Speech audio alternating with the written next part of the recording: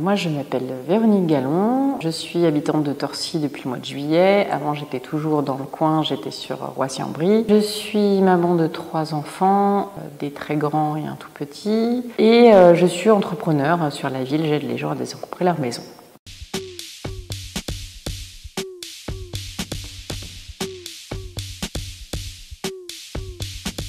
Alors, moi, je serai basée avec les bénévoles de l'agglomération Paris-Vallée de la Marne, du coup, pour les épreuves de canoë, de kayak et de slalom. Mon rôle dans ces épreuves-là, c'est de fluidifier l'accès visiteurs, c'est-à-dire guider les gens, pourquoi pas faire un petit peu d'animation parce qu'on pourra être amené à être dans la mascotte. Indiquer aux gens, éviter qu'ils se perdent, éviter qu'ils passent trop de temps aussi sur le chemin, parce qu'en fait, sur le site de la base de Vert, il y a un long chemin entre l'endroit où les gens vont être déposés en bus et leur place finale. L'objectif, c'était qu'ils y arrivent en moins de 20 minutes et du coup, il faut vraiment les aider, pas qu'ils se perdent sur le chemin. Enfin, ce sera à mon avis compliqué de se perdre, mais en tout cas de les aider, de les accompagner, pourquoi pas d'animer un peu leur chemin jusque-là.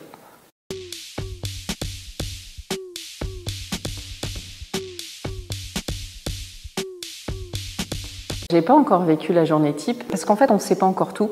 On sait un peu quelle tenue on va avoir, moi je sais de quel jour à quel jour je vais travailler. Je vais faire les 2 semaines fin juillet et début août. Je sais que j'aurai des matins qui vont démarrer à 6h15, je crois, il faut être sur site, d'autres où ce sera plus tard. Je sais qu'il y a vraiment 2 chassés croisés, un le matin, un l'après-midi, et qu'entre les deux, on peut avoir potentiellement 32 000 personnes. Voilà des choses qu'on sait. On a vu aussi des photos du site, on a vu aussi un petit peu où on allait être placé. Maintenant, la journée type, on sera en binôme. Ça, c'est le côté qui était vraiment super important. Soit avec quelqu'un des JO, soit avec quelqu'un d'autre de l'agglo, et on sera amené à guider les gens ensemble.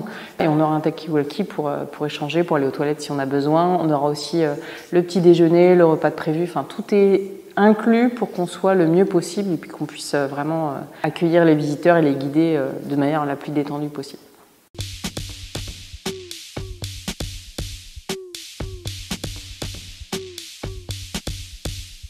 Ce qui m'a vraiment motivée, c'est que c'est pour moi un événement juste incroyable, qu'on n'a pas tout le temps non plus. Là, j'ai la possibilité, vu que je suis auto-entrepreneur, de prendre des jours quand j'ai envie. Je suis juste à côté en plus. Je suis dans les bons âges parce qu'on peut reproposer dans quelques années. Peut-être que je serai plus en état physique pour le faire.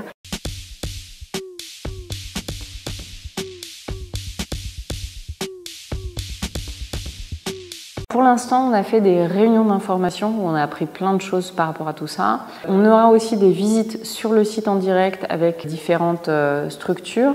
On a 2 formations possibles qui ne sont pas obligatoires mais qui sont possibles en anglais pour justement guider au mieux et en gestes des premiers secours aussi. Donc là, on est en plein planification de ces formations, savoir sur quelle date on se positionne. Donc là, on est en plein là-dedans.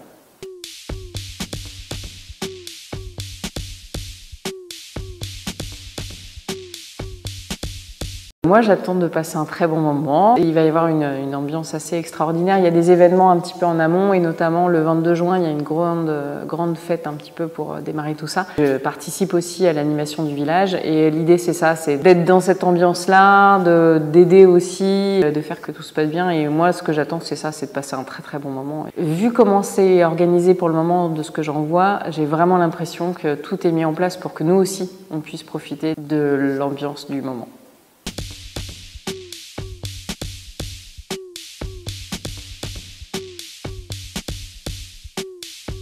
Alors c'est le petit point noir entre guillemets, ça va être justement tout ce qui est transport, tout ce qui est acheminement jusqu'à la place. Pour le coup, c'est pas si simple que ça parce qu'en fonction des épreuves, c'est pas le même chemin qui est recommandé. Ce que je leur conseillerais, c'est qu'il y ait une application qui explique en fonction de l'épreuve que vous allez voir quel trajet il faut suivre. Est-ce que c'est le RER A puis le bus? Et donc c'est super bien. Ne venez pas en voiture, venez en transport et vraiment tout est calé pour que à la sortie de la navette vous soyez accompagnés.